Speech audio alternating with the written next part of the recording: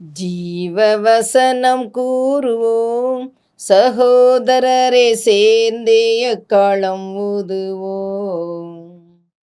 கர்த்தருடைய நாமம் உயர்த்தப்படுவதாக. கிறிஸ்துவுக்குள் அன்பானவர்களே, இந்த நாளிலும் ஜீவ வார்த்தை ஒன்றை நாம் கேட்போம். எபேசியர் 2வது அதிகாரம் 9வது வசனம் இப்படி சொல்லுகிறது: ஒருவரும் பெருமை பாராட்டாதபடிக்கு இது கிரியைகளினால் உண்டானது அல்ல. இதில் ஒரு பதம் வருகிறது, இது கிரியைகளினால் உண்டானது அல்ல. அதனால் நம்ம பெருமை பாராட்டக்கூடாது. எது அப்படின்னு ஒரு கேள்வியை கேட்டால் அதற்கு முந்தின வசனம் விடையளிக்கிறது. கிருபையினாலே விசுவாசத்தை கொண்டு ரட்சிக்கப்பட்டீர்கள், இது உங்களால் உண்டானது அல்ல. ஆண்டவர் நம்மை ரட்சித்திருக்கிறார், ஆண்டவரில் நிலைத்திருக்கிற பலனை நமக்கு தந்திருக்கிறார். இது எல்லாம் பெருமை பாராட்டுவதற்காக அல்ல.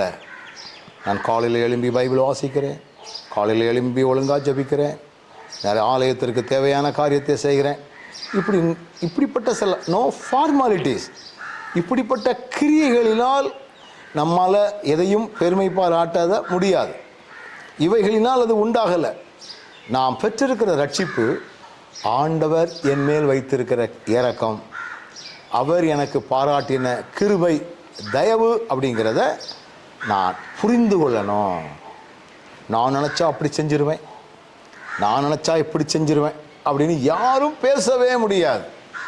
காரணம், ஒருவரும் பெருமை பாராட்டாதபடிக்கு இது கிரியைகளினால் உண்டானது அல்ல.